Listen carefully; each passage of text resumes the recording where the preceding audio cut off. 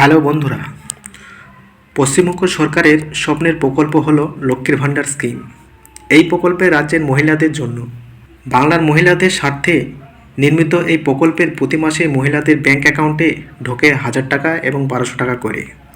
তবে শোনা যাচ্ছে যে লক্ষ্মীর ভাণ্ডার প্রকল্পের টাকার পরিমাণ বাড়বে, কিন্তু কত টাকা বাড়ছে, কবে থেকে বাড়ছে, আসুন সে বিষয়ে জেনে নেওয়া যাক। তার আগে বন্ধুরা, আমার এই চ্যানেলে নতুন হয়ে থাকলে চ্যানেলটিকে সাবস্ক্রাইব করবেন এবং পাশে থাকা বেল আইকনটি বাজিয়ে রাখবেন। তা চলুন শুরু করা যাক। লক্ষ্মীর ভাণ্ডার মানি ইনক্রিজ। আগামী বছর 2026 সালের এপ্রিল মে মাস নাগাদ পশ্চিমবঙ্গের বিধানসভা নির্বাচন হওয়ার কথা। আর বিধানসভা নির্বাচনের আগে মমতা ব্যানার্জি তৃতীয় দফার মুখ্যমন্ত্রী শেষ পূর্ণাঙ্গ বাজেটের অধিবেশন হবে। আর এরপরে নির্বাচন পরবর্তী পরিস্থিতিতে ভোট অন অ্যাকাউন্টেন্টস পেশ করতে হবে রাজ্য সরকারকে। 10 ফেব্রুয়ারি থেকে শুরু হতে চলেছে পশ্চিমবঙ্গের বিধানসভার বাজেট অধিবেশন।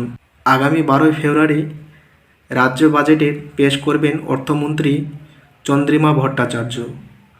সম্প্রতি নবান্নে এক মন্ত্রিসভা বৈঠকে এই ঘোষণা করেছেন রাজ্যের মুখ্যমন্ত্রী মমতা বন্দ্যোপাধ্যায়।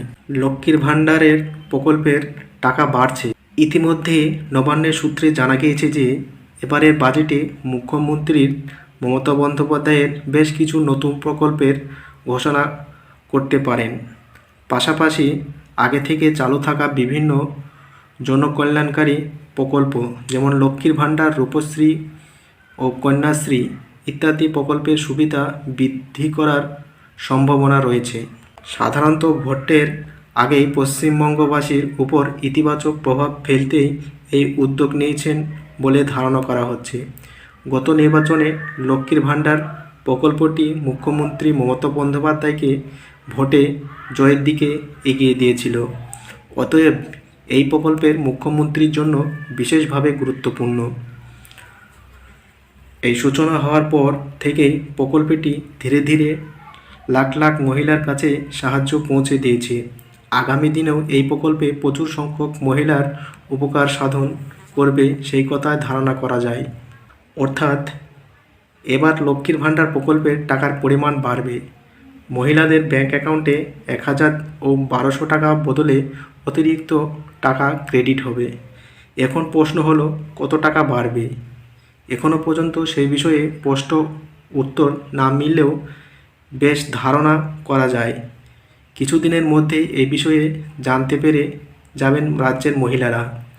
অতএব আর কিছু দিনের অপেক্ষা, তারপরেই লক্ষ্মীর ভাণ্ডার প্রকল্পের সুখবর পাবেন প্রত্যেক মহিলা। তা বন্ধুরা, আমার এই ছোট্ট ভিডিওটি ভালো লাগলে অবশ্যই লাইক করবেন এবং চ্যানেলটিকে সাবস্ক্রাইব করবেন। ধন্যবাদ।